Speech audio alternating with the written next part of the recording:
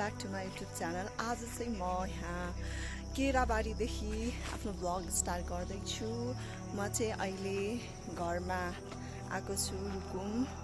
So आज चाहिँ म घाँस काट्न आएको, हेर्न सक्नुहुन्छ। हाम्रो यतातिर घाँस छ, यतातिर मैले डोको राखिसकेँ र हाम्रो यो केराबारीमा खन्नेको रुख पनि छ। यहाँ खन्नेहरू पनि पाकेको छ। यतातिर मलाई लास्ट मन पर्छ यो खन्ने, म हजुरलाई देखाउँछु है खन्ने कस्तो हुन्छ भनेर। चाहिँ यसरी पाकेको हुन्छ अनि हामी चाहिँ यसलाई यसरी फुटाएर अनि यसो गरेर है, अनि यसको यो भित्रको हुन्छ नि, यो भित्रको चाहिँ खान्छौँ है। कस्तो मिठो हुन्छ क्या यो। हजुरहरूले कहिले खानुभएको छ कि छैन साथीहरू। अनि यता पनि पाकेको छ, यस्तो हुन्छ, यस्तो जमिनमा पाक्छ यो, यसरी देख्न सक्नुहुन्छ। यतातिर पनि छ, यसरी जमिन मुनि फलेर पाक्छ अनि हामी चाहिँ यसलाई खान्छौँ। एकदम मिठो हुन्छ, हेल्थको लागि पनि राम्रो हो यो है। यसरी हामी यसरी यसलाई चाहिँ टिप्छौँ अनि यतातिर पनि हुन्छ। यो एकदम हेल्थको लागि एकदम बेनिफिट छ है साथीहरू। यता माथिसम्म छ।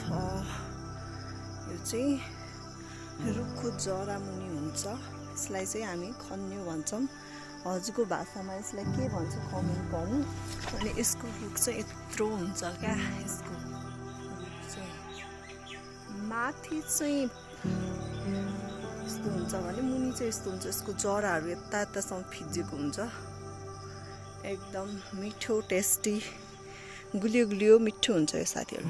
कसलाई मनपर्छ यो कमेन्ट द बिलो। अब चाहिँ म खन्ने खाँदैछु है साथीहरू। खन्ने चाहिँ खाँदैछु गरेर।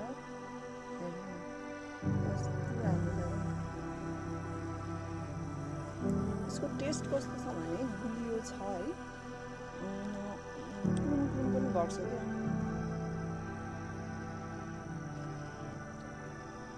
धोएर खाने हो, तर यो जङ्गलमा पानी कहाँबाट लिने, त्यही भएर मैले यत्तिकै खाइरहेको छु। धोएर यसको यो पनि खान सक्नुहुन्छ। खान सक्नेले, खाएको व्यक्तिलाई त थाहा हुन्छ, नखाएकोलाई चाहिँ के फल हो भन्ने हुन्छ नि त। गुलियो, क्रन्ची, रसिलो,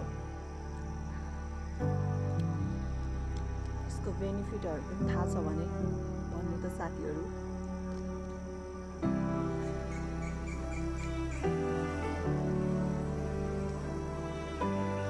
बच्चामा यति खान्थ्यौँ यहाँ आयो अहिले त कमै मात्रामा खाने म चाहिँ घाँस काट्छु ल साथीहरू। घाँस काटेपछि म कति काटेँ, कसरी काटेँ सब देखाउँछु। मलाई घाँस काट्न आउँछ कि नै त्यो पनि भिडियो बनाउने छु। लास्टसम्म हेरेर साथ दिनु होला।